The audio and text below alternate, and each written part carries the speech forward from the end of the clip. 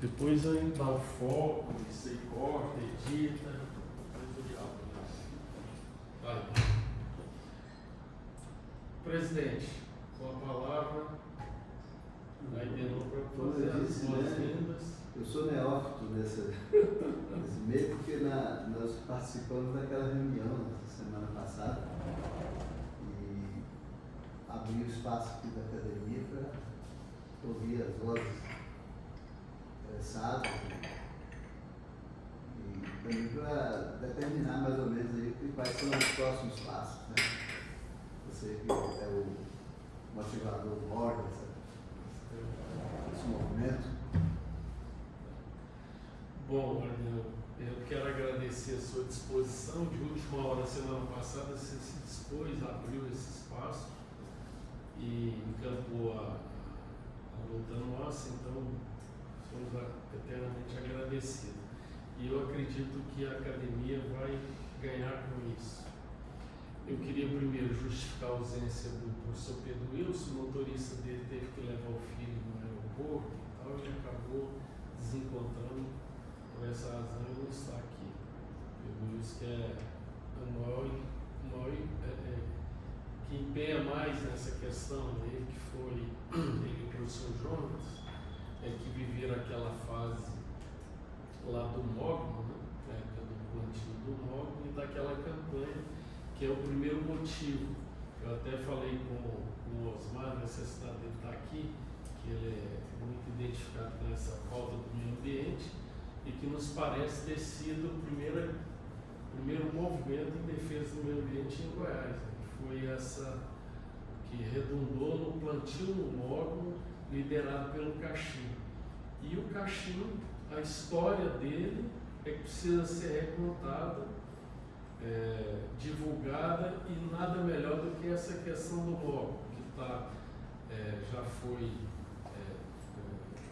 já tem parecer para remoção dele, e a ideia então é contar a história e perpetuar a história do Mogno, levantando ainda mais nesse ano da COP90, dessa questão da defesa do meio ambiente, da floresta amazônica. Então nós temos um instrumento na mão que pode conquistar a sociedade para essa luta atual. Então, a primeira questão seria essa história do Caxim com essa campanha. A Amanda já tem algumas novidades sobre o arquivo lá, que precisa de apoio, precisa digitalizar isso.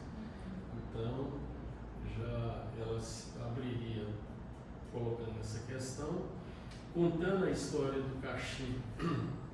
A gente vai estar contando a história da Faculdade de Direito, o papel dela na fundação da UFG.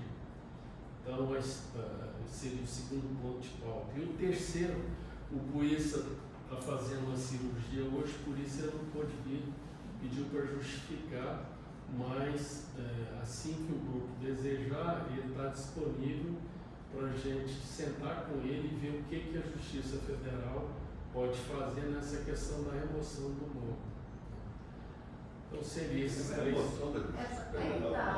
conversei com o professor Emiliano, então assim, ele achou que assim, prematuro a gente escutar só uma área de conhecimento, né? Nós temos um grupo que é da engenharia florestal e que nós, a partir desse coletivo, gostaríamos de envolver para também fazer o seu laudo e soluções, porque eles também têm, inclusive até falar que uma árvore que tinha sido condenada, eles concretaram, porque na verdade a vida está no miolo, vou falar assim. Então concretaram até certo ponto para não cair e ela continuou. Então às vezes também tem outras técnicas, e eu acho que a remoção é a última coisa, né? É o último expediente, depois que a gente esgotar, né, tanto o pessoal da engenharia ambiental e florestal. Eu queria estar justificando. Cientista do programa Rondônia. Claro. Ela acaba de Deus de todo mundo. Isso, então a gente hoje tem outras técnicas paliativas para não ventilar. Eu, inclusive, queria justificar o Liliana, ele justificou que está dando aula. Nesse momento, falou que tinha conversado com você. Ele até deu uma ideia, porque era para a gente estar distribuindo mudas hoje de móvel aqui. Eu falei, não, joga isso para novembro, início da chuva, agora não é próprio. E se vocês quiserem, com o movimento de vocês, podem casar com o movimento que ele faz, eu esqueci o nome. Mas Que é ele- a virada ecológica. Virada ambiental. Aí ele até falou, olha, se você quiser em seu nome, eu já falo, faço essa proposta e a gente, acho que não vai ter nenhum problema da gente apoiar esse casamento com a virada ambiental. Isso para novembro, então já é uma ideia. Bom, então seria isso, Amandinha, por favor, com a palavra.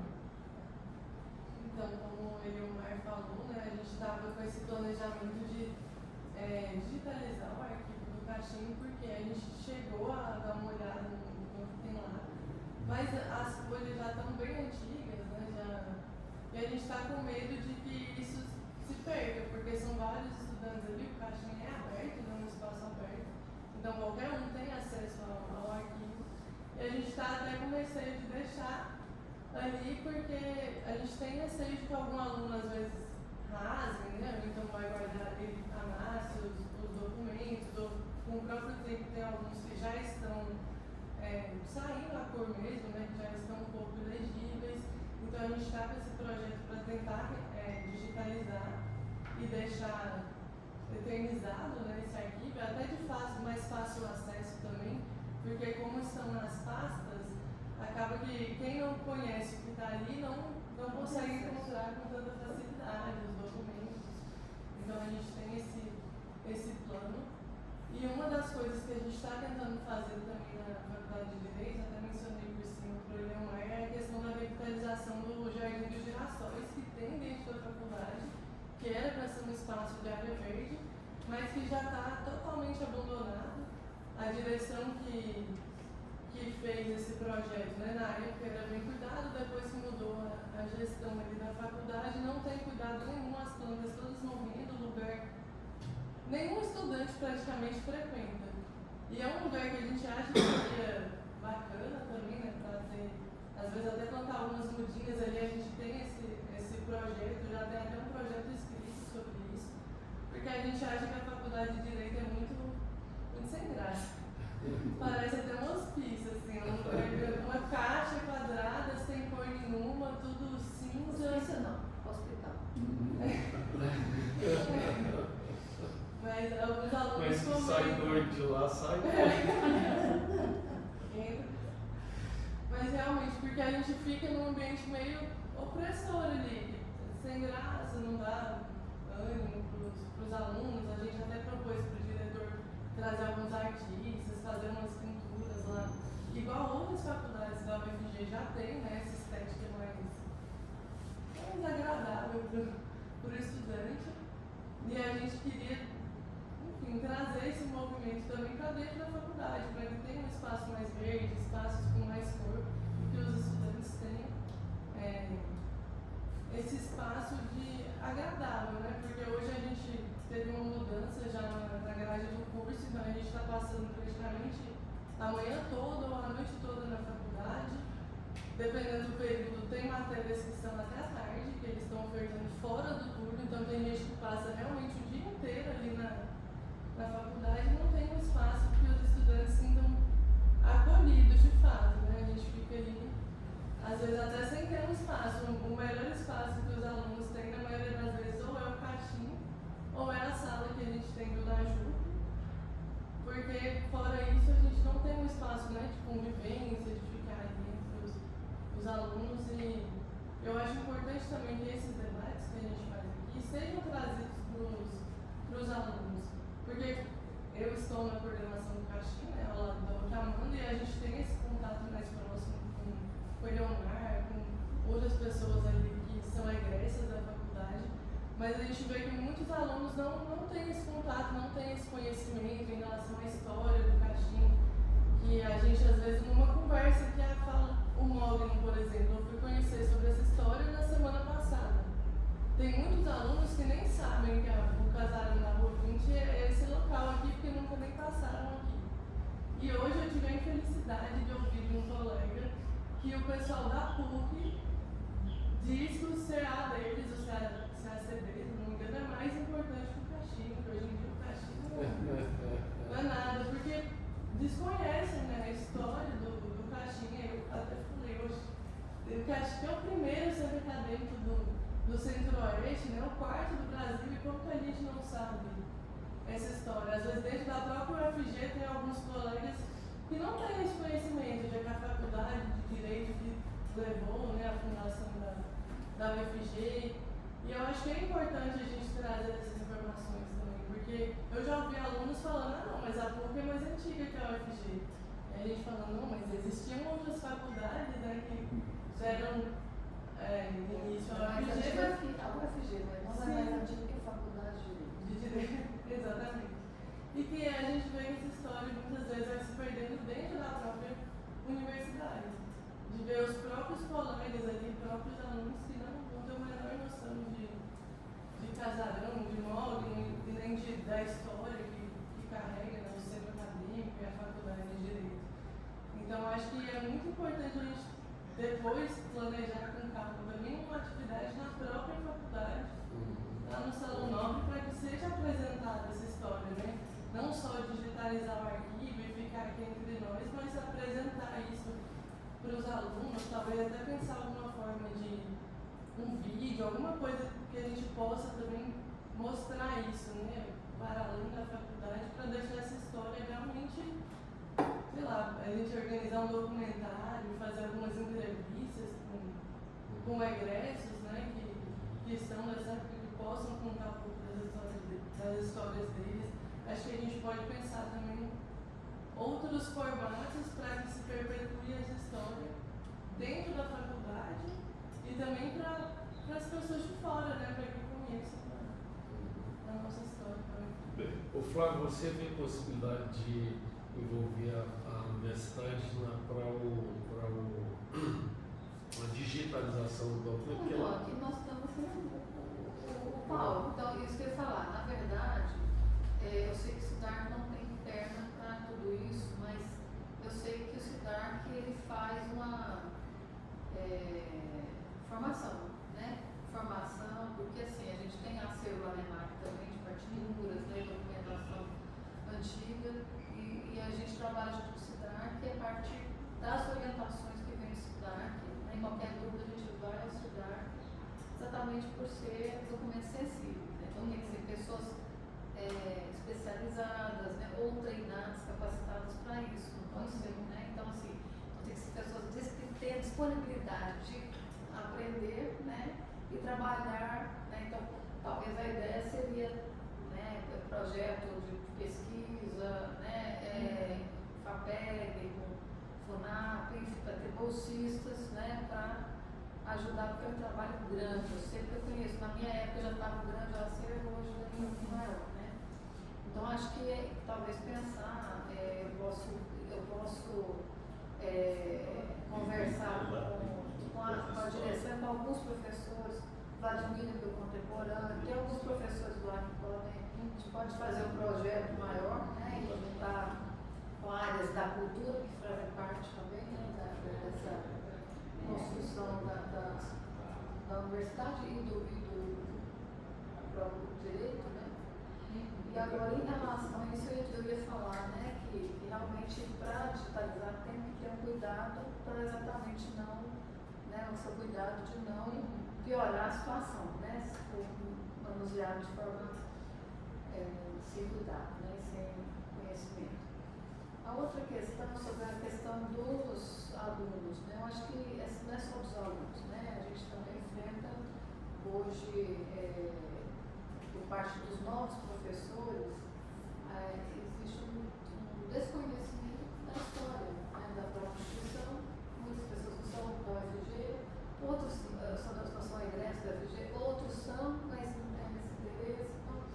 Então tem que haver uma ação mesmo continuada, né, de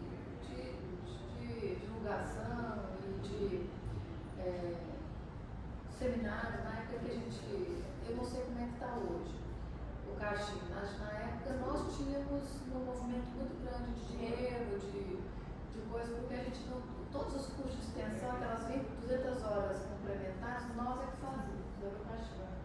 Então vinha gente da Anhanguera, da PUC, todo mundo se esqueceu de lembrar, a gente fazia lá, chamava o professor Jonathan, o professor Juliano, a gente fazia os congressos, né, e movimentava os alunos para dar o certificado, a gente fazia o Caxim.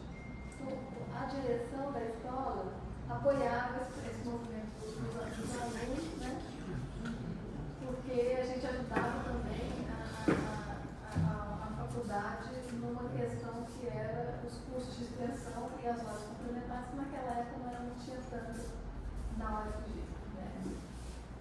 E a outra questão, eu acho que às vezes compete. Aí a gente pode ajudar? Não, Olha, é a egressa mais combativa, atuante que eu conheço. Obrigado por atender o convite, tá? Hoje até umas revistas. Então, assim, eu acho que talvez é uma coisa que a gente conversa com a Amanda, a fazer esse movimento, de, por exemplo, fazer um seminário, memória, e chamar algumas pessoas, o próprio Querino, né, falou assim, ele falou, precisava trazer algumas pessoas no centro acadêmico. Não, talvez ao centro acadêmico tem que trazer, né, o diretor. Porque o centro acadêmico diz respeito, né, então, convidar alguns diretores para fazer, o centro acadêmico fazer, né, essa reconstituição. Mas que não seja somente um seminário, uma mesa, mas também os outros registros, porque eu lembro que na época que o Caxim fez, não sei se é 90 anos, não sei, eu estava na PROEC ainda, eles foram me entrevistar. Aí eu contei a história do Bandeirante, contei algumas histórias que estavam no acervo, né? Eles adoraram, falaram, nossa e tal, deve ter sido publicado lá no Jornal do Caxim, mas isso se perde, né? Então talvez um projeto mais sistematizado ajuda, até porque hoje, a sociedade de hoje, ela pensa muito pouco no passado, né? Ela é muito imediatista e acha que está criando as coisas, né? Então, às vezes, ela precisa retornar e ver que é um processo histórico. Nós estamos aqui porque vieram outros, né, muito antes de nós, né? É um processo, por exemplo, eu sou do direito, mas sou da música, já falei com o professor John, eu estudo os artistas músicos do século XIX, a partir dos periódicos de época. Então, aí eu estudo o pessoal da música, mas aí aparecem poetas, aparecem escritores, aparecem jornalistas, aparece, por exemplo, a mãe do Paranaguá Silva, o pai no campo artístico, que também trabalhava, né, com belezas. Então é isso. Então, quer dizer, a gestação, inclusive, da UFG, ela começa no século XIX, até mesmo o direito ao século. E as pessoas que fundaram o conservatório há 70 anos atrás, elas são oriundas das famílias que faziam os saraus e produziam a cultura da cidade de Goiás, sobretudo. E nós tinha também, mas assim, as famílias de Goiás é que fundaram o Conservatório de Goiás. Então, quer dizer, não é do século XX, é muito mais remoto que o século XX. Né? Então, essas coisas têm que ser ditas, né? Senão a pessoa acha que está inventando, né, a roda, e a coisa é muito mais profunda do que se imagina. O professor está querendo. Bom, eu primeiro quero agradecer ao presidente Aide Moraes por nos ceder aqui esse tempo, líder cultural, esse espaço, né, para que nós possamos fazer essa reunião. Quero cumprimentar todos os colegas e cumprimentar aqui a Maria José, que está aqui, foi minha aluna ainda no Rio Branco, né? Quando ela se preparava para. Isso é muito importante, graças ao nosso amigo Edomar, né? Bom, o seguinte, eu fui diretor de cultura do Cachimbo, quando foi presidente, o professor Pedro Luz. E o que nós fizemos, vou dar esse testemunho, nós procuramos, primeiro, ter consciência de que a faculdade era um espaço público plural, pluralismo ideológico, pluralismo político, um pluralismo religioso. E começamos a fazer debates próprios do centro acadêmico, convidava, por exemplo, certa feita eu fui muito criticado, e o Pedro também, porque nós convidamos o professor Miguel Reale, o velho professor Miguel Reale. E o Miguel Reale foi um ideólogo do integralismo. Eu lembro que alguns colegas já foram às salas de aula e fizeram uma oposição, achando que aquilo tinha um marco ideológico lateral em direção ao integralismo. Mas também convidamos, por exemplo, o Julião para falar sobre as ligas camponesas. Fez uma palestra na Faculdade de Direito sobre ligas camponesas. Convidamos o professor Alfredo Buzai, que foi ministro da Justiça do Médici, para falar sobre o Código de Processo Civil, porque ele tinha trabalhado na elaboração do Código de Processo Civil. Então nós convivíamos ali, e convivendo naquele período da ditadura, tendo um respeito pelo pluralismo ideológico, sabíamos que havia alguns professores que tinham uma posição, mas nunca eram denunciados, então não aceitávamos essas denúncias dos colegas, etc. Então o que aconteceu? O Cachimbo foi objeto de uma intervenção na época do golpe. Destituíram a direção e colocaram o pessoal alinhado à ditadura. Mas veja, antes o Cachimbo tinha toda uma história. Ele participou da Semana Mudancista em São Paulo, a mudança da capital federal. O professor Colevar foi um dos palestrantes. Entendeu? O presidente Juscelino compareceu lá. Isso foi feito lá na Faculdade de Direito da Universidade de São Paulo, em colaboração com o Cachimbo. Tem muitas fotografias do Cachimbo referentes a essa Semana Mudancista. Isso é importante, isso é muito importante, inclusive.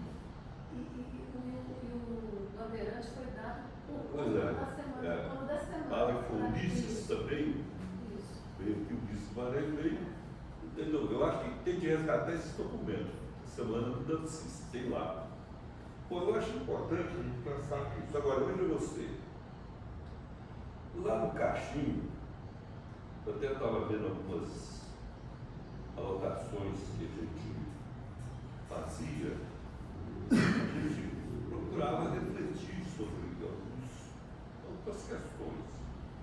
Por exemplo, certa feita nós refletimos sobre essa indagação para todos os colegas, alunos que estavam lá. Por que escolhi o curso de Direito? Por quê? Por que você escolheu o curso de Direito? Vir aqui.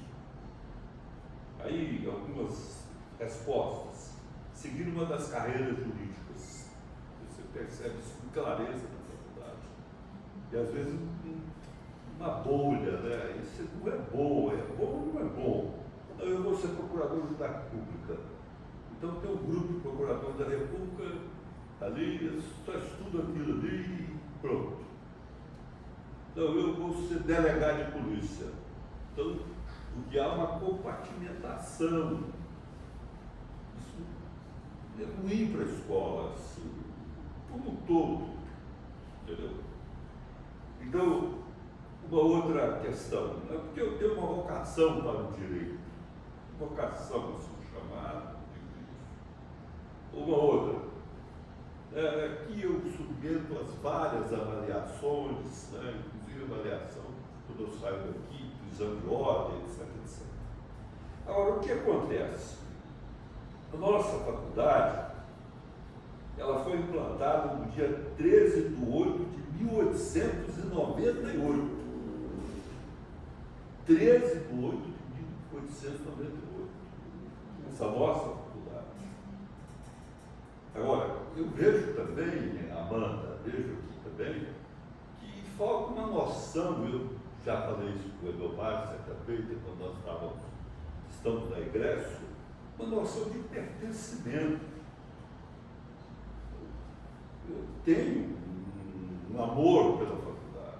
Eu tenho, inclusive, eu falei, eu vou escrever um artigo sobre a faculdade, certa feita. Eu fui lá no Júlio Câmara, e Júlio já passou por lá. Eu vou escrever um artigo bem grande, você publica? Ele falou, publica. Eu escrevi o Casarão da Rua 20, mas fazendo uma referência aos professores que ali passaram. Ao professor, por exemplo, Emanuel Augusto Perigo, ao professor Zé Abrão, ao professor Lauro Campos, que foram meus professores, depois ao professor Paulo Tornin Borges, que teve uma influência muito grande na faculdade. E se você for fazer uma análise da trajetória científica dele, você vai ver que ele foi um homem interessante. Por quê? Primeiro, civilista. Tinha lá um autor que ele, manual, João Franzen Lima, professor de Direito Civil. Tá? Ele percebia que ele era religioso, católico, né? O direito de uma perspectiva tomista de São Tomás de Aquino, ele levava isso para o direito civil. O professor Paulo Tornin era também assim. Repentinamente, o professor Paulo Tornin, ele percebe que aquela concepção de justiça comutativa do direito civil já não valia mais. Então ele faz uma migração científica para o direito agrário. Ele que criou aquele curso de mestrado em direito agrário na faculdade, porque ele passou para fez a migração para a justiça social. O direito civil não resolvia, por exemplo, o problema de reforma agrária, a questão da posse agrária. Aí ele foi percebendo isso, foi mudando. Né? Isso mostra a importância. Agora, veja, uma coisa que nós discutimos muito lá. Primeiro, quais são os objetivos do nosso curso de Direito, uma faculdade histórica como essa? A gente levava em conta uma lei de criação dos cursos jurídicos no Brasil. Uma lei. Então essa lei dizia mais ou menos, e nós pensávamos também, que depois eu vou mostrar, formar homens hábeis para serem um dia sábios magistrados e peritos advogados, de que tanto se carece. Será que é só isso? Mas que tipo de magistrado você quer formar? Que tipo de homens sábios que você quer formar? Você quer formar um advogado alinhado com os interesses dessa elite brasileira, né? Com tantos privilégios, ou com a defesa desses privilégios? Então essa era uma preocupação nossa lá. Eu estou deixando aqui para a gente ver. A lei ainda dizia, a lei que criou os cursos jurídicos, formar dignos deputados e senadores para ocuparem lugares diplomáticos e empregos do Estado. Veja bem, dignos. Agora, veja que coisa complicada você começar a pensar, né, nessas questões. Né? Será? E a faculdade de Direito tem também essa finalidade, que quando o Pedro Ludovico começa a modernizar o Estado, ele necessitava, o Estado necessitava de mão de obra, de operadores, e por isso é que se criou a faculdade de Direito, para o judiciário, né, para o executivo. Agora veja você, mas esse pessoal sem uma formação crítica, uma formação política, para criticar, então, vamos dizer assim, profissionais que tinham um alinhamento ao Estado, da sua pior concepção, às vezes. Entendeu? Nós tivemos aqui problemas sérios no Brasil todo e esses profissionais eram apoio. Por exemplo, os atos institucionais no Brasil foram redigidos por um professor de Direito, que é o Francisco Campos. Era professor de Direito da Faculdade de Direito, lá de Minas, da chamada Casa Afonso Pena, que eles chamam a Faculdade de Direito lá. Entendeu? Então, veja bem, isso aí a gente discutia lá no Caxim. Aí, por exemplo, qual era o projeto político-pedagógico desenhado, que a gente desenhava para a faculdade? Era mais ou menos isso. Primeiro, a indagação. Formar um jurista ou um tecnólogo da lei. Uma diferença. Uma diferença muito grande. Primeiro, o jurista tem uma visão ampla. Ele, às vezes, entende que da aplicação da lei você tem que levar em conta os fatos sociais. Entendeu? Se você fala isso com um juiz positivista, você diz, eu não sou sociólogo, eu não estou. Aplico a lei. Tá? Hoje, por exemplo, nós estamos vendo um problema sério na justiça do Brasil. De um lado você vê aqueles juízes que são consequencialistas, os consequentes. Do outro lado, você vê os garantistas. Aqueles primeiros que atentam para a consequência, que são os consequencialistas, eles veem clareza que, em determinado momento, aplicar aquela lei é cometer uma injustiça. É não usar o sistema judiciário de uma forma para oprimir, para fazer injustiça. Entendeu? Então é tudo isso que a gente tem que ver. Então o problema nosso era querer, lá na faculdade de Direito, o projeto nosso era desenhado nesse sentido. Vamos formar juristas ou tecnólogos da lei. Aí vinha, por exemplo, você viu, você sabe, você deve ter visto, né? Naquela época havia muito professor que era voltado para aquele jurista austríaco Hans Kelsen, que escreveu a teoria pura do direito. De tão pura era prostituída a teoria do Kelsen. Porque ela levou o quê? Ela levou a fundamentação jurídica do nazismo. O maior discípulo de Kelsen aqui foi Francisco Campos, que escreveu os atos institucionais para a ditadura. A Revolução de 64 cria o poder constituinte originário. Ora, o poder constituinte originário é criado pelo povo. Não é pelo movimento revolucionário, militares. Tá? Veja bem. E ele fez isso. Foi convocado, foi lá e fez. Quer dizer, um estrabismo. E foi formado na faculdade de Direito. Um estrabismo intelectual, científico. Tá? Então, esse é um problema que a gente tem que discutir. Eu acho que a gente discutiu hoje também o papel do advogado, da sociedade, o compromisso do advogado com a democracia, com os valores democráticos. Isso tem que Nós temos que formar um profissional nesse sentido, não é presidente aí dentro, com essa visão, entendeu?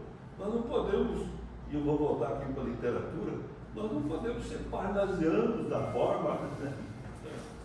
Veja bem, então nós temos isso, por exemplo, aí nós falamos muita coisa sobre isso, formar operadores jurídicos que possuam qualificações técnicas de alto nível, tudo bem, acompanhada da consciência do seu papel social.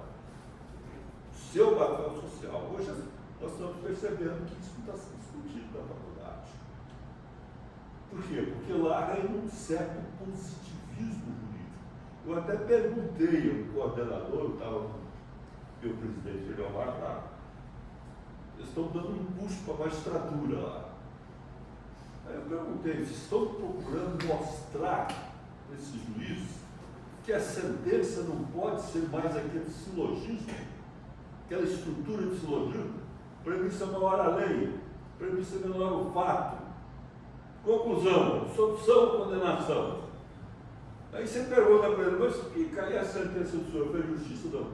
Estruturada logicamente irrepreensível.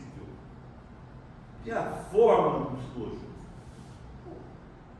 Isso não é por aí. Tá? Nós precisamos de profissionais, então não vamos levar aquilo que o professor Osmar entendeu recentemente, ao lawfare, não é? Não é isso? Usar o sistema judiciário para... Não é?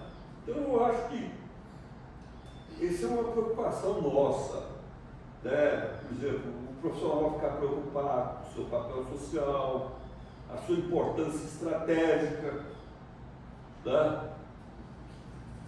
Levar em conta essa posição estratégica, própria das posições jurídicas, né? Então, eu sei que isso era o que nós discutíamos lá, tá? E o Caxim deu uma contribuição muito grande a essas discussões. Só que lá havia uma consciência por parte dos alunos, tá? Às vezes eu sentia um problema, se por exemplo, depois eu vou dar uma cópia desse artigo para você, né? E foi publicado. A gente sabia, por exemplo, que alguns professores, eles eram aqueles que sabiam o Código Civil de cor, mas era só o Código Civil que sabia de cor, como aquele pessoal da escola de exegese, que formou em torno do Código Napoleão, 1806, 1803. O que é o direito? O direito é o Código Napoleão. Napoleão proibiu que se comentasse o código. Não, ninguém vai comentar o código. Aí deu aquele primeiro acidente, não tinha carro. Apareceu o carro no primeiro acidente, isso não é um problema. Quem vai indenizar? Não está no Código Civil. Entendeu? Então, muitas vezes, nós saímos da escola de direito, eu saí da escola de direito caolho, apesar dos esforços que eu fiz, do ponto de vista científico, cultural. Entendeu? E agora, eu acho que isso é importante que nós voltemos. Por quê? Porque nós estudamos numa faculdade que foi fundada em 1898, um centro acadêmico muito atuante, pelo menos quando eu passei. E é por isso que teve intervenção do centro acadêmico. Houve uma intervenção. Foi nomeado lá um cara da confiança da Revolução, Louça. E quando você chegava aqui, quando eu cheguei aqui na Rua 20 para fazer a minha matrícula, a primeira pessoa com quem eu tive contato foi um representante do centro acadêmico, que veio me acolher. Né? Veio me acolher, receber na escola. Então eu queria dar esse depoimento, que eu acho que isso é importante para nós todos que estamos aqui. E vamos ver o que, por exemplo, eu acho fundamental essa memória, preservar essa memória. Entendeu? Por exemplo, a minha turma, nós convidamos Antigamente, eu não sei se existe isso na faculdade, né? Antigamente nós não convidávamos alguém para nós que pagávamos a passagem do nosso paraíso. A nossa turma escolheu o Dr. Sobral Pinto para ser o nosso amigo. Nós sabíamos do risco que íamos correr. Patrono, Juscelino Kubitschek. Juscelino pelo que ele fez pela Universidade Federal. Entendeu? Pelo que ele fez pela Universidade Federal. Ambos não puderam comparecer. O Sobral compareceu, foi preso. Juscelino não pôde comparecer porque não deixaram que ele saísse do Rio para vir aqui. Nós fizemos a nossa formatura depois, vários anos de formado, nós resolvemos comemorar fazendo essa formatura. Entendeu? Então eu acho que tinha, por exemplo, colegas, uma vez pegou uma turma do Fidel Castro, e houve respeito, porque não convidou outro, convidou o Carlos Lacerda, respeito. Então veja o pluralismo. Tá? O pluralismo na faculdade, eu acho que isso é muito importante para nós atravessarmos esse momento de chumbo, porque lá havia uma divisão de segurança e informação na reitoria da universidade, que é um órgão do SCI, colhia as informações e não dava. A divisão. E eram escolhidos professores, nesse período eram escolhidos professores, em razão da sua função ideológica. Eu, por exemplo, tive que fazer 4 concursos, eu passava em todos. Mas enquanto tivesse um diretor lá, eu não vou citar o nome, que era alguém do Serviço Nacional de Informação, chegou a ser diretor da faculdade, olha que coisa, olha que abominação. Era representante do SNI. Então, ele escolhia quem devia ser professor da faculdade. Tá? Agora, veja você, eu acho que tudo isso é muito importante, né, presidente? Você também. Eu acho que nós temos que começar a pensar. Vamos pensar no móvel? Vamos. É importante o móvel? Mas nós precisamos pensar nessas questões. Inclusive, eu acho que a direção da faculdade, ela tem de dar mais apoio ao Caxi. E ela tem de ter uma certa sensibilidade política para a história da faculdade. Não é isso, Flávio? Você que passou lá. Isso é importante. Entendeu? Bom, isso é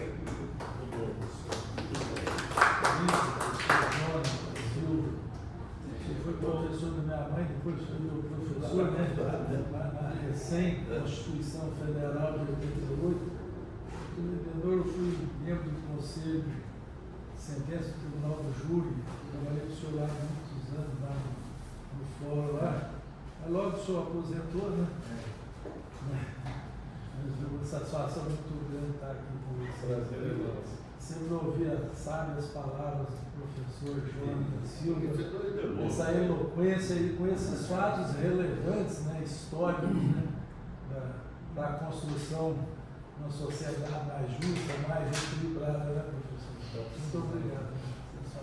Antes de passar para ouvir o Paulo, eu queria registrar, parabenizar a iniciativa da direção da direita em ter realizado aquele debate sobre a soberania.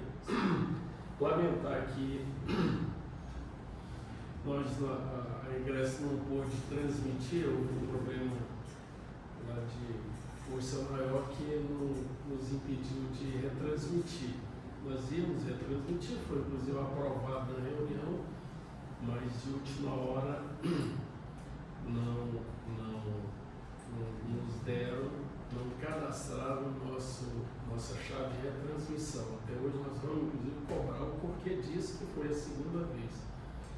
E, apesar da iniciativa ter sido excelente, vai no caminho que o professor Jonathan está indicando, é preciso maior interação e ouvir mais o cachimbo. Para mim, no ano passado nós estivemos lá, acho que já tem 2 anos, o próprio professor Quirino nos levou lá no arquivo e nos garantiu que estava, eu estou surpreso, e está nessa situação agora. Então acho que a gente cobra Eles têm um dele. arquivo deles. Pois é. O nosso É outro. não é nem levado em consideração. Então eu acho que a gente aí, a Egresso se dispõe a apoiar essa luta que é necessário, independente, tem que ser independente, não que não faça o registro oficial, mas que o cachimbo tem que ter seu registro, tem que ter seu apoio. E aí eu queria saber do Paulo se é possível já de imediato qual caminho a gente poderia buscar, Flávio, buscar o apoio com o cachimbo da universidade, o que ela pode auxiliar nesses termos. E se for em termos de buscar recursos, você falou do Jardim Girassóis, eu vivo cobrando isso, porque nós levamos uma liderança lá uma vez que prometeu fazer o jardim, não sei se é o jardim externo. O Girassóis é aquele interno. É um interno. Que é menor. Mas o presidente Gilmar, com licença um pouquinho. Veja bem, eu acho que aquele assunto que nós conversamos com o desembargador Gerson, tínhamos conversado com esse presidente do Tribunal de Justiça, eles têm muito dinheiro desses, você sabe, você ministrou nessa área do Ministério Público, aquele acordo que eles fazem nos processos penais. Né? Então paga-se uma quantia que está lá depositado no Tribunal de Justiça. E esse ano nós fizemos um pedido lá, eu, o presidente Leomar, estava lá também, não sei se o Elias, mas o desembargador Gerson ficou de estudar para passar esse dinheiro, porque eles estão passando para o Hospital do Câncer também. Passar para a faculdade fazer, inclusive, um novo projeto arquitetônico, ver o projeto arquitetônico lá. E isso pode ser feito também na Justiça Federal, na Procuradoria da Justiça Federal.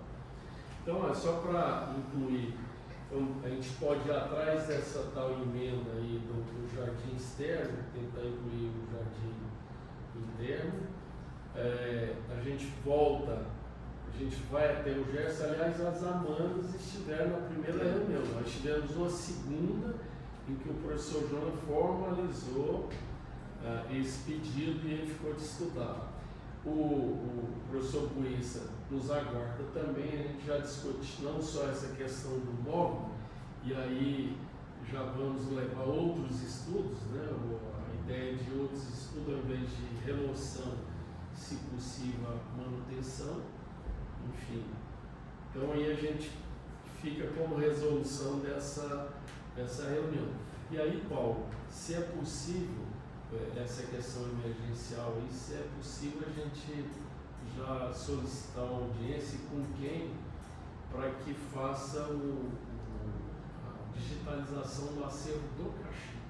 A primeira coisa que a gente tem que fazer é uma entrevista lá, né? A gente pode cadastrar um projeto de extensão, é muito interessante a ideia, né? E aí, dependendo da conservação do material, vai indicar como deve ser feita a digitalização.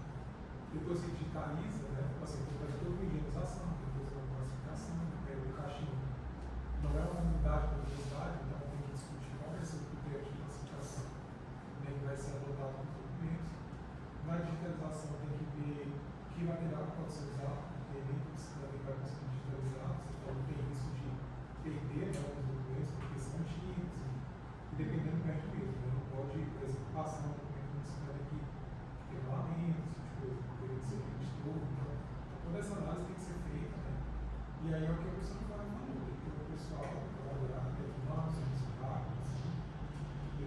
de conservação de documento, né? E depois de digitalizar, a gente precisa ter o local de guarda, né? A ideia é que não fique em um local só. Dentro do projeto, a gente pode disponibilizar o sistema que a gente utiliza, né? Que é o sistema ATO, o Access to Memory System, a gente consegue criar uma coleção do caixinho lá e disponibilizar. Mas a ideia é que vocês também tenham uma cópia e mantenham em algum site ou em algum local de guarda, né? Isso, por hora, assim, é o que a gente consegue fazer. A universidade não tem solução de preservação digital implementada. Então, a gente teria que, como tem uma demanda, né, que a gente tem, que a associação tem, seria interessante também analisar isso. Né? A gente já documentou, mas isso é uma coisa um pouco cara, você tem que ganhar, né? Não é simples, mas as coisas outras a gente começa a documentar. Então, seria interessante a gente também documentar essa preocupação. E aí eu acho que o projeto se tem mais rápido, né? Que a gente conseguiria. Aí talvez viria com a FUNAP, com outra fundação, né? Os livros, a gente pode trabalhar com voluntários também, né? Às vezes tem o próprio pessoal da gestão ou das outras que querem participar e fazer capacitação e digitalização. Só que a primeira coisa é o ativista fazendo um relatório da situação do documento. Isso através de ofício para o final? Não, eu acho que fazer para o Tá, aí, Amanda, você podia viabilizar esse documento? aí sobre o órgão, assim, a gente, hoje o órgão está sob a gestão de justiça, né? Tanto a casa quanto a questão do órgão. Nós fizemos ofício, notificamos eles sobre o estudo e colocamos a situação de que a professora Francine, né, e o professor Matheus que fizeram lá não poderiam auxiliar na retirada. Havendo o interesse de propor uma outra solução, aí eu acho que seria interessante a associação ter contato com a Justiça Federal, né, e já protocolar essa informação, tá? Porque teria que partir deles, né, essa decisão. Hoje sim, alguma coisa acontecer, se eles teriam. Só para lembrar que desde quando a gente firmou o contrato de acordo de cooperação técnica, a UFG ficou com a responsabilidade de acompanhar a saúde do mundo. A faculdade, como chama? Justiça Federal. Engenharia florestal. A engenharia florestal, que ficou encarregada de nos auxiliar nisso. Né?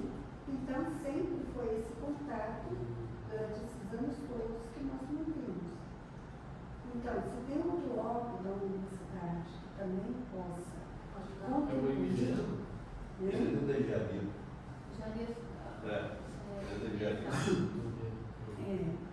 que possa também contribuir, então eu acho que a gente pode sentar, né, Paulo, e chamar a professora, né, e conversar com ela e fazer um trabalho conjunto. Porque eu acho assim que obviamente é um diagnóstico que vai acontecer, mas talvez outras pessoas tenham outros trabalhos bem-sucedidos que podem ajudar a postergar, né? Ou mesmo... Porque, por exemplo, eu vou dar um exemplo que eu convivi esses anos todos com a casa, né? Trabalhava aqui, eu sei como que é essa árvore de chuva e de vento. Ninguém fica lá embaixo. Não, cai um monte de galho e é uma correria danada e quebra todas as telhas e tem que trocar tudo de novo, a manutenção não é fácil. Né? E a gente, ao longo desses anos, e trabalhamos duas grandes polas, né? Que a gente tem que deixar toda a rua. É toda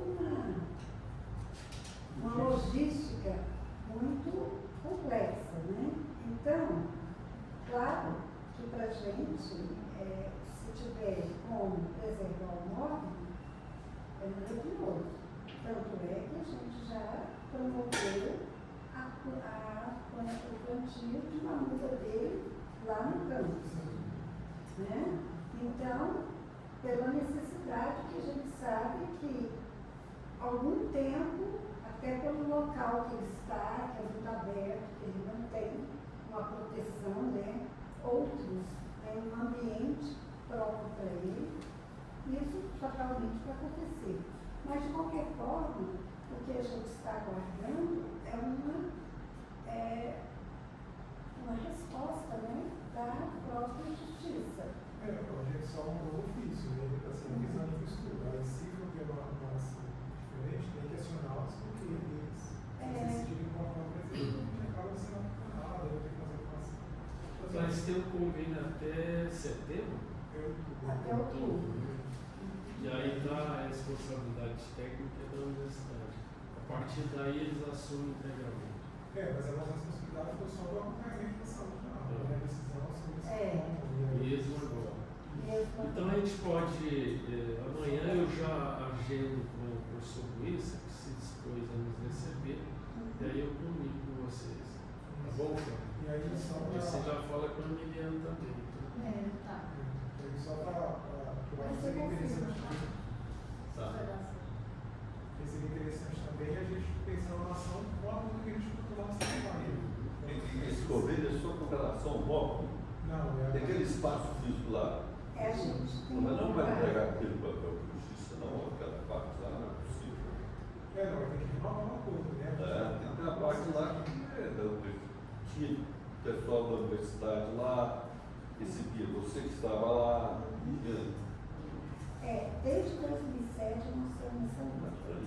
Para que quando a justiça saia daí, porque quando a gente veio para cá, nós viemos para cá no centenário do professor Coronel Aparecido.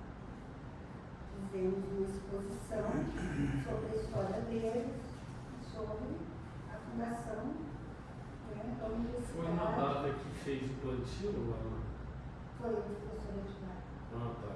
Eu mandei, inclusive, não sei se eu te mandei, Terezinha que me mandou. Pois é, naquela época. Então, desde 2007, nós estamos aqui na casa, ocupamos a casa, com a intenção de, quando a justiça sair daí, a casa, e algumas pessoas acreditam que é interessante que é o próprio prédio que está atrás, voltar a pertencer à universidade. Né? O professor Edgar já fez um documento na época, que era reitor, solicitando isso. E a reitora, né? Da Expresso e o Jones, né? Que essa ocupação que a gente faz, essa cooperação técnica, é um acordo para que nenhum outro órgão depois possa reivindicar isso. Por isso que a gente luta tanto por não ter a casa, né?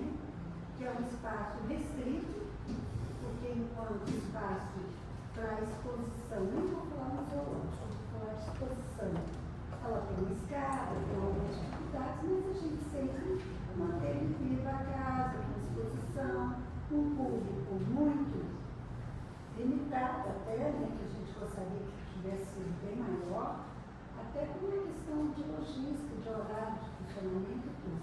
Mas, de toda forma, a nossa luta lá da cidade e da universidade é que a gente renove esse acordo, nossa interesse é renovar esse acordo, e que a gente possa continuar com esses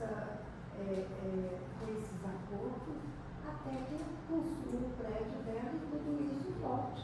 Porque, na verdade, a casa original, só a casa original, era 3 cômodos. E tinha mais a edícula, que era essa casa lá. 13, né? 13 cômodos. Né? Hoje é o quê? Hoje é 3. 13 quando funcionava a faculdade de Leitura lá. Tudinho. Depois Tinha ficou biblioteca uma no roda fundo. de música. Né? Então, toda essa história, e essa casa não é só importante para a universidade, é importante para o Goiânia. Eu acho que a gente inicia aqui a prova, aqui é tombado, né? Eu acho que já aproveitando inclusive esse histórico aqui na academia, nascendo aqui a ideia de um movimento para fazer o tombamento do que restou. Não, não é do que restou. Nós temos que ela foi comprada. A gente tem que pegar o processo que está na prefeitura. Nós estamos atrás dele, ele está perdido um pouco, mas a gente está atrás. Porque ela foi tombada. Ela é uma casa tombada. Já. Faz parte do patrimônio arquitetural. Arquitetural. Ela, olha, para você ter ideia, ela é o exemplar das casas que foram construídas no começo de Goiânia. Essa casa tem importância fundamental. Essa que a gente não achou muito original, né? Não achamos ainda uma planta original. Nós conseguimos uma planta de quanto a universidade, até lá, que ela já terminou, né? Já escaneamos, quando a faculdade esteve aqui. Depois nós temos uma planta, quando a faculdade de Direito vai para o setor universitário e a faculdade de música, o conservatório de música ocupa a casa, e aí já era o FJ, né? Então, vem para cá, então faço um tempo aqui, e depois a gente precisa pegar a casa como tudo, tá? Porque os 3 cômodos foi um arranjo, porque quando a justiça construiu o prédio, que quando ela veio para cá, ela funcionou na casa e na edícula. A gente nem percebe que é uma edícula, mas era uma edícula. Quando eles construíram o prédio, eles desmancharam um pouco a casa. Só que aí veio um documento que eles não podiam ter feito isso.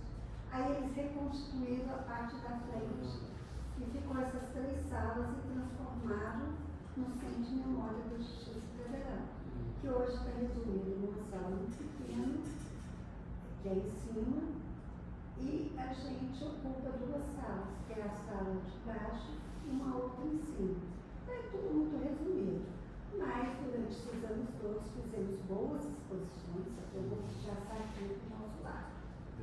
Fizemos boas exposições, tivemos um bom clube, tivemos um reconhecimento da importância da casa, né? Durante esse tempo todo.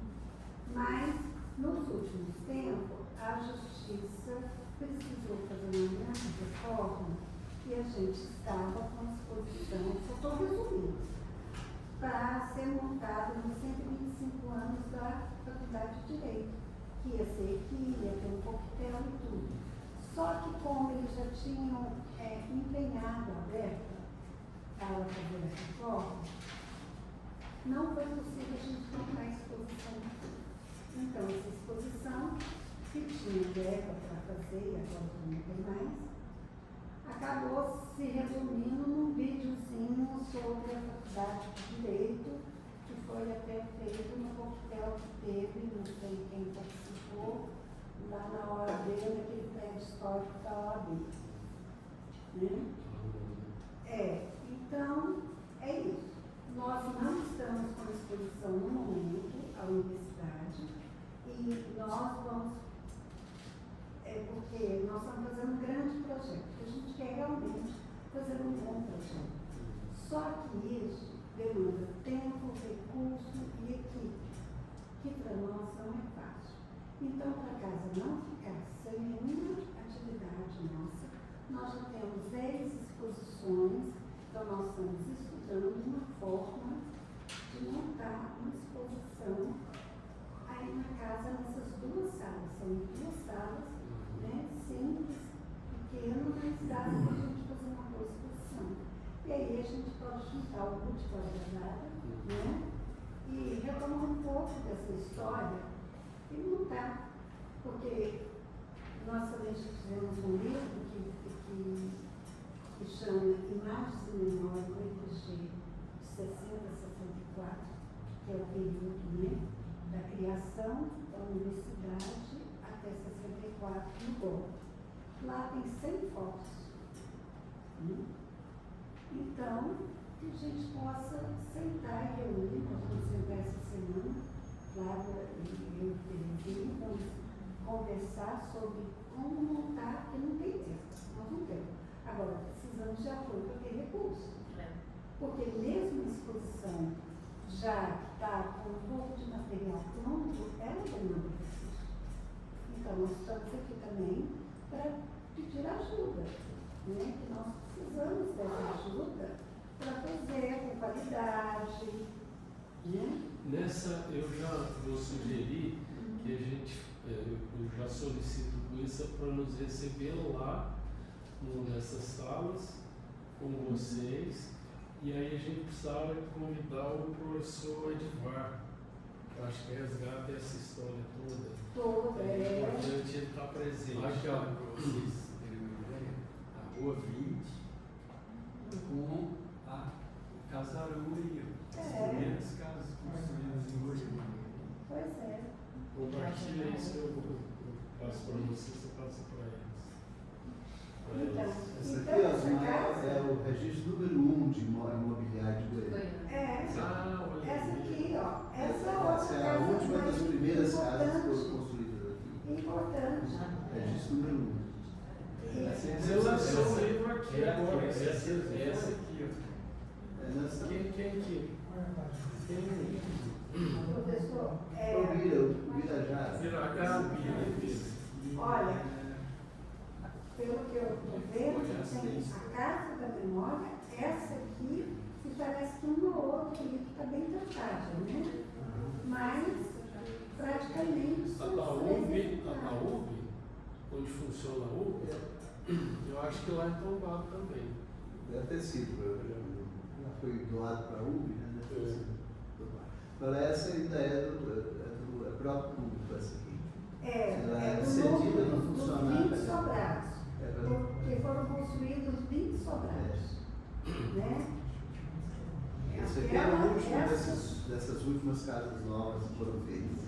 A Goianiense também está que procura também. Não, nada resolveu. Porque aquela casa ali do amigo foi cedido, foi doado para a academia, mas é uma doação com muito ônus.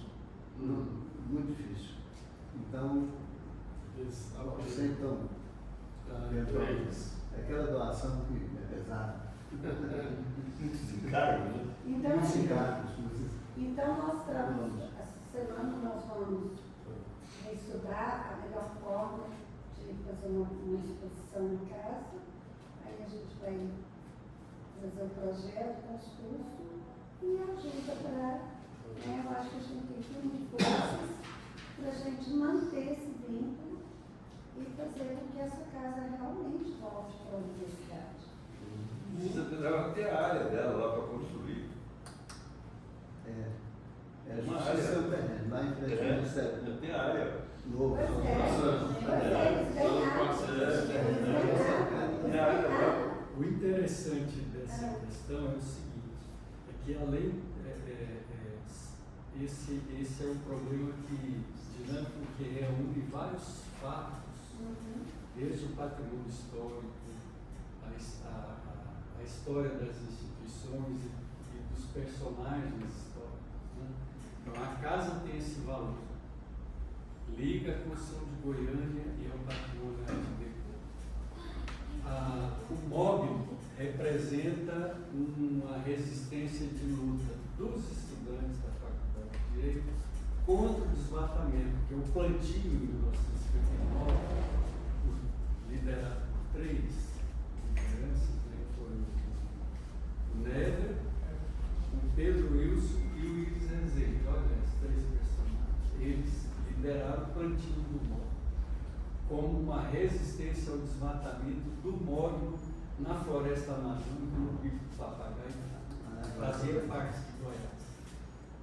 O móvel é uma das espécies típicas do bioma brasileiro. Vários biomas. Está na Amazônia, está no Cerrado, está na Mata Atlântica e em áreas de floresta. E está desaparecendo. É uma árvore protegida. E num local que representa a luta pela implantação da Faculdade de Direito e da UFG. Então, e se liga à questão cultural. Então, essa história toda forma um mix de histórias, né, que permite contar a nossa origem, o nosso desenvolvimento, os personagens, as lutas, os seus significados, etc. Realmente não poderia deixar passar em branco. Valeria a pena criar em si esses fatos. Eu acho que o texto do verbo aí não está correto. Vale a pena. Então é isso. Eu acho que então, a gente já marca. Bom, fica. Você não vem aqui só para ouvir, né? Vem para ouvir pelo menos a cor da sua voz. Então, com a palavra. Olha, eu vim para ouvir, né? Mas achei muito interessante o professor falou, porque você ia entrar na faculdade e disse que tem que ser advogado. Eu fui uma dessas, que eu quis entrar para me crescer. E eu cresci, porque eu era concursada no Ministério de Transporte apenas como oficial administrativo. E quando eu fiz direito, eu já fiz concurso na Advocacia Geral da União. Então eu fiz com esse intuito. Primeiro, meu administrar e advogado. Eu sempre achei que a mulher nunca era para ficar para trás, sempre junto. E eu não queria ficar só dando aquele serviço, eu praticamente doméstico, porque eu era excelente datilógrafo. Tirei o primeiro lugar no concurso de datilografia. Então eu quis crescer profissionalmente, porque primeiro, no curso que eu fiz lá no Rio Grande, eu fiz curso oratório e eu virei boa oradora, sabe? Então quando eu falava, todo mundo falava assim, ela dá boa advogada, ela não tem boa ninguém vai segurar. E eu quis exatamente por isso, para ninguém me segurar. Então, eu achei super interessante essa colocação. E eu vim porque sempre eu vejo o Leonardo falar, que a gente é amigo de longa data, que ele é presidente da Associação dos Egressos da UFG. E eu sou de julho de 77, nesse mês, né? 31 de julho de 77, então eu sou bem muito super, né? E depois também eu ouvi a moça falar, eu trouxe até algumas revistas que eu fiz contando a minha história profissional da fundação dessa associação brasileira das mulheres da carreira política, e eu fiz em 1987 uma homenagem às pioneiras de Goiânia.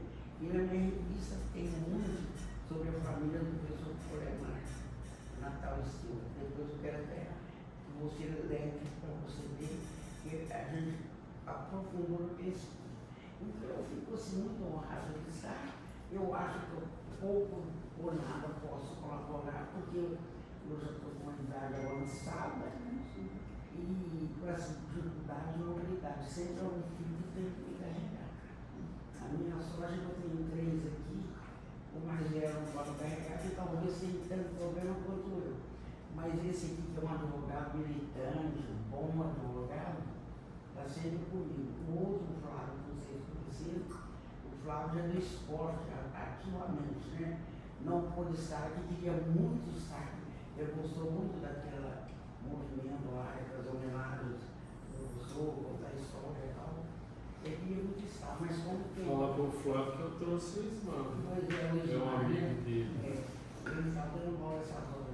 Então eu fico muito feliz de estar aqui para ouvir, gosto muito e acho que a gente realmente, a nossa história, ela tem que ser contada para a gente poder ter memória. Por isso que eu fiz esses 2 exemplares de revistas, para poder contar a história da fundação dessa associação. E eu devo dizer ao professor Jonas, porque ele era assim, era e é uma competência extraordinária, né? Falava sério, e eu aprendi muito com ele. E acho que boa oradora, graças a ele. Eu fico muito feliz de estar com Pode, o seu filho te vendo falar, ele enche assim de orgulho. ele fala vida igual o pai, sabe? Sim, a minha rainha, né, primeira ministra, mão de ferro, assim denominada pelos líderes classistas aí nas mesas redondas do Ministério do Trabalho, nas amplas discussões entre sindicatos patronais e laborais, né? Essa tem uma história muito grande. Fico muito orgulhoso, sim, né? Porque mamãe veio para Goiânia antes, 6 anos de idade. já com 6 anos, né? Goiânia estava começando ainda, né? Essa foto pro Osmar, essas são joias, né? Essa história, isso é muito precioso, né? E eu parabenizo mesmo a iniciativa de vocês de estarem assim ao lado, principalmente dos jovens, né? Não só para resgatar, mas para preservar toda essa história, né? Essas ruas de Goiânia, né? A faculdade tem um grande legado, né? Tem grandes histórias, né, professor João? Eu não me esqueço jamais, né, das aulas de direito constitucional, quando o professor João falava com toda essa eloquência, né, da ação direta de constitucionalidade. Então fez grandes juristas, né, contribuiu largamente. Em faculdade eu não fui meu professor, né? Não fui, mas já foi com esse crédito sobre direito constitucional na nossa associação. Tem um largo trabalho relevante prestado a toda a comunidade jurídica e a sociedade do modo geral. Né? E é muito bom estar aqui com vocês. Na academia é sempre bom. Eu sempre falei que o meu maior sonho era ser professor universitário. Né? Talvez o professor João me inspirou muito. Né? E logo depois eu consegui realizar esse sonho. Admiro, né, a academia e tenho uma paixão que é inesgotável. Né? Muito embora o salário do professor, né, continua. E eu não me esqueço também que eu sempre andando pela área do direito criminal, né, por ser filho de militar, papai foi o comandante quando eu nasci do Palácio das Esmeraldas, foi ele quem tirou o Mauro Borges dos braços para levar lá para a rua, porque os aviões vieram arrasantes para soltar. Estava recém-nascido. Mas eu sempre lembro da frase assim, né? Vamos educar as crianças para não ser preciso punir os adultos, né? Mas quis o destino, né, que a gente utilizasse muito o sistema para punir. Infelizmente os professores continuam, né? Por isso acho tão importante essa preservação da universidade, né, da academia, a gente resgatar isso, né? Porque nós estamos punindo muito, e eu acho que, claro, com Grano Salles, né, professor? Nós avançamos muito, né, na cultura. Eu acho que nós crescemos muito, principalmente na formação de direitos, né, porque nunca se formou tanto. Hoje nós já temos mais de 110 mil advogados aqui. Então isso, de uma certa forma ou de outra, né, professor? Uma inflação do mercado. Eu fico assim, por um lado eu vejo isso com bons olhos, né? Mas eu lembrava sempre, o senhor falava de Eduardo Coudu, né? Aqueles mandamentos de advogado, né? Tenho orgulho se um dia seu filho já se recomende que ele seja, né, um jurista. Eu sou pai de 2 advogados, né? A minha caçula foi para psicologia, vai dar um refresco um pouco para porque isso mesmo que não seja, eu queria ser amanhã um delegado, um juiz, um promotor, mas o curso de direito de fato, ele promove um leque muito grande de opções profissionais, como nenhum outro curso talvez, né, professor? Então isso talvez seja uma das grandes vantagens do nosso curso de direito. Mas O bacharelismo trouxe um problema muito sério lá. Segundo alguns, o bacharelismo é uma contribuição muito ruim para o desenvolvimento do país. Se o Valguero chegou a dizer, olha, Deus castigou o Egito com a praga de gafanhoto e o Brasil com a praga de bacharel. Criou-se uma burocracia violenta. Não é isso, entendeu? O entendedor quis modernizar quando ele passou lá pelo Ministério Público, mas não conseguiu, não. Foi uma cultura pesada, né? professor Jonas, eu acredito que agora no futuro vai melhorar, porque foi fechado esses cursos à distância, que eu não concordo com eles. Eu nunca admiti.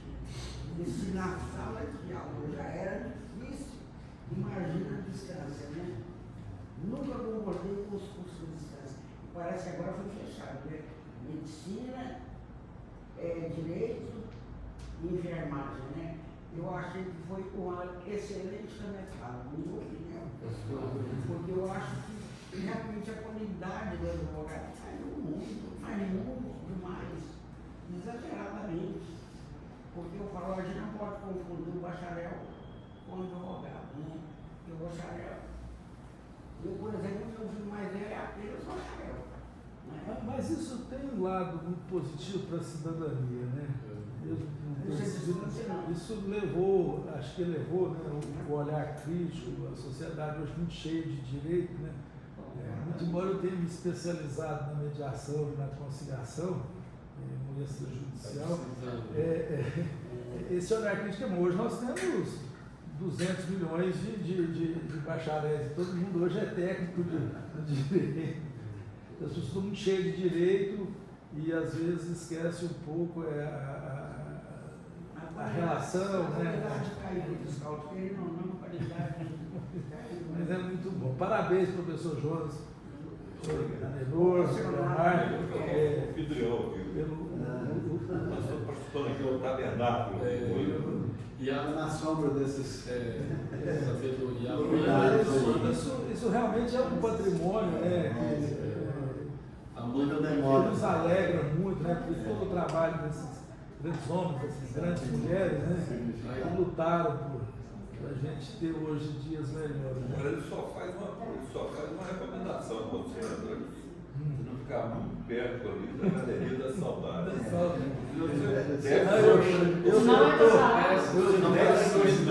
desce a mansão do corpo.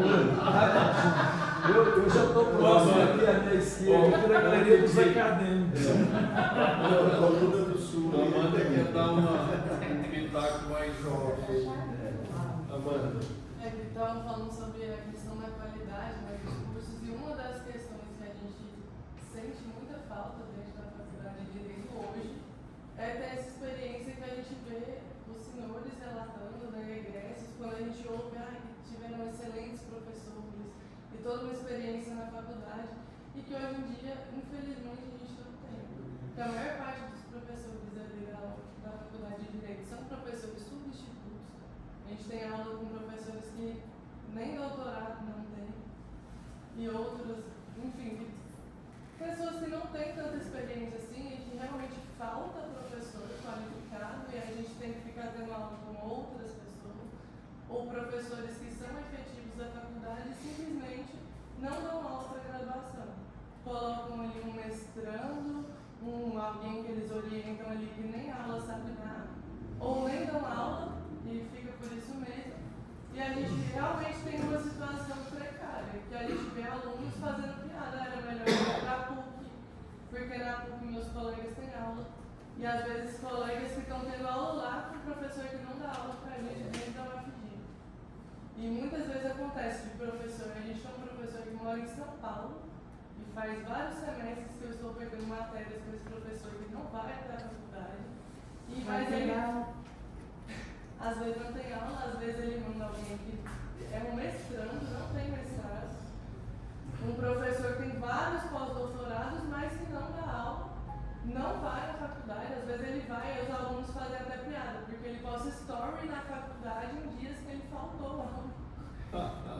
Então fica, é realmente uma situação... Está fazendo prova contra ele, Essa turma aí. Então, assim, é muito complicado, porque a gente vê que a faculdade tem todo um prestígio, uma história muito grande, que, ao nosso ver, como estudante, está sendo perdido, porque a gente chega numa faculdade sucateada, que alguns professores nem lá vão, parece que só querem o ego, né, o status de ter o título de professor da UFG, de direção, de não sei o quê, mas que não estão preocupados com os alunos, não escutam as demandas dos alunos, mudaram a grade. Não tem professor para dar a matéria que eles colocaram na grade. Eles fizeram várias emendas que ninguém sabe ensinar. Então fica aquela, realmente uma bagunça, a gente não está tendo as aulas que a gente deveria estar tendo, ou quando tem, você tem 3 aulas num semestre de professor lá 3 vezes, que é realmente decepcionante. E hoje, por exemplo, foi a volta às aulas, a gente teve, a turma inteira, teve que limpar as próprias cadeiras e mesas porque não tinha sido limpo. Limparam do professor, por vergonha do professor chegar lá e ter que limpar a mesa. Não tinha como sentar. Eu juro pra vocês, se a gente sentasse na cadeira do jeito que estava, a gente ia sair sujo da faculdade. E aí, inúmeras questões de banheiro que não funciona, falta de água no dia do evento do Manifesto da Soberania, que foi um evento que a coordenação, né, a gestão da faculdade organizou, um dos poucos eventos, porque a maioria quem organiza são os alunos, e um evento que não foi voltado para os estudantes não foram convidados, o DCE não foi convidado para aquele evento. A gente foi porque a gente quis marcar a nossa presença e mostrar que eles deveriam ter convidado a gente. Mas não foi um evento para os alunos, e quando a gente faz evento, inclusive a gente fez o aniversário do CAT no primeiro semestre, a gestão da faculdade nem aparece. Não fazem questão nem de prestigiar as atividades que a gente faz. E às vezes a gente até brinca. Eu tive mais eventos, por exemplo, que a gente organizou no Najup, que é um projeto de extensão lá dentro da faculdade que a gente tem, do que aulas de algumas matérias. E realmente, se for ver, a gente teve 16 palestras no primeiro semestre e teve professor que deu 3 aulas no segundo semestre. Esse evento a TV Egresso transmitiu.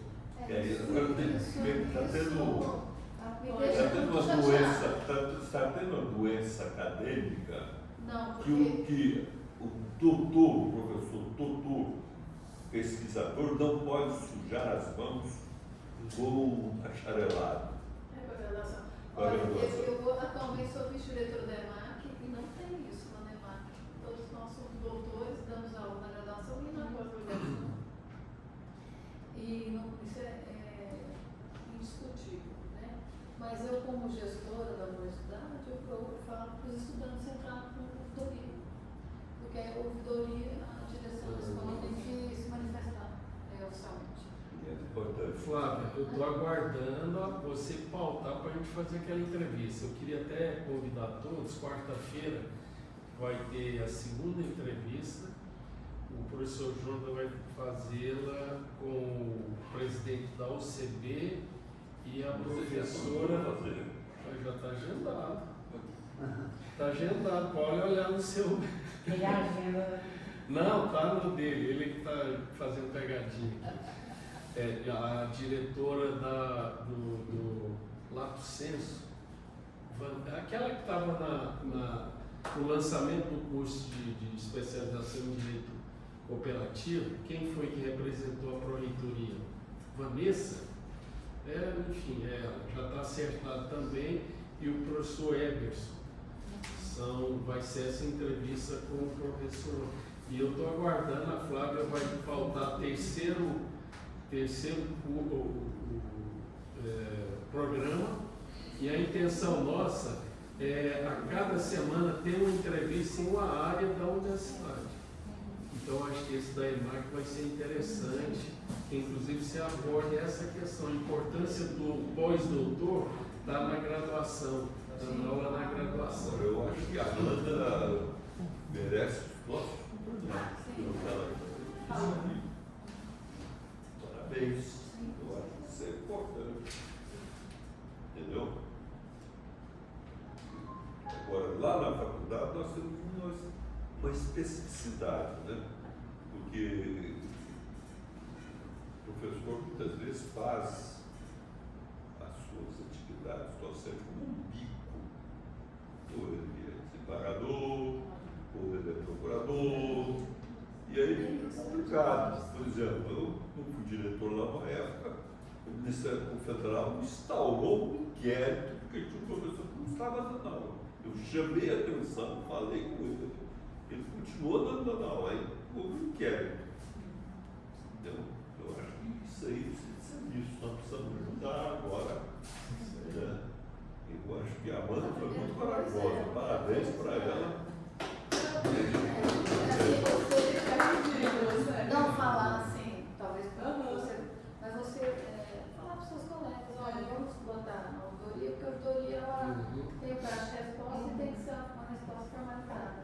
E a Flávia, que foi de lá, ela tem um poder hoje de reitoria, ela tem que levar isso também para a Sim, agora eu reitoria. vou levar para o reitor de graduação, com quem não tem nada.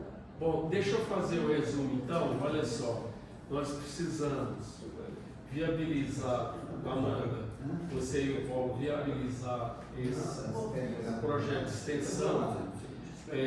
Nós vamos marcar, eu convido o Luísa para nos receber lá na Casa da Memória, eu vejo com vocês lá.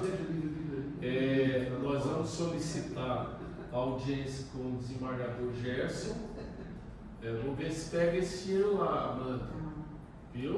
O Gerson, o professor lembrou muito bem. Ele ficou muito empolgado naquelas 2 reuniões.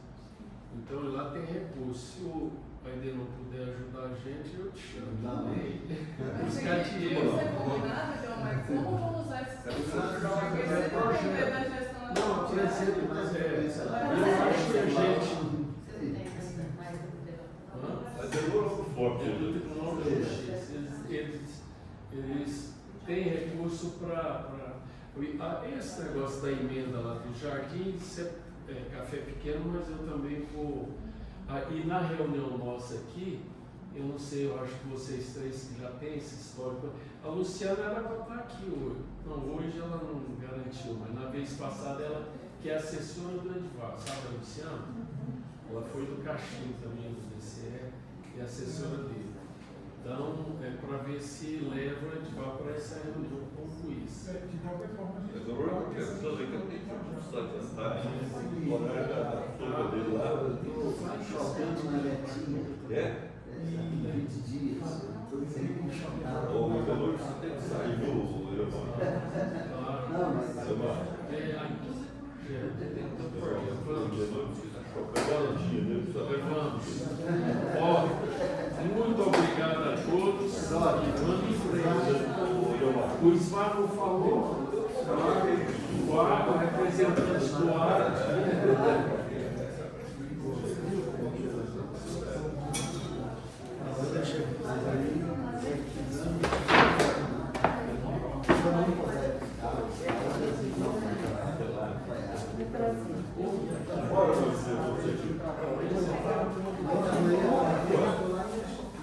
Dois ouvidos, porque a maioria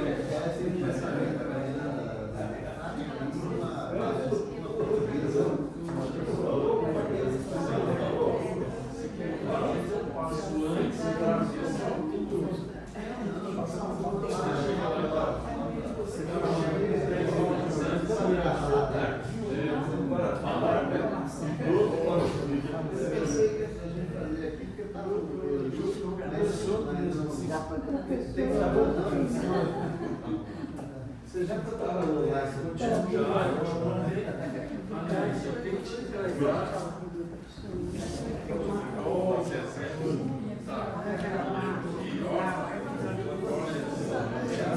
Ó, da GE tá aqui, ó.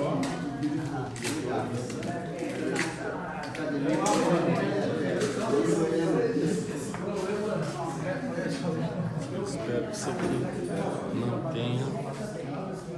Ó.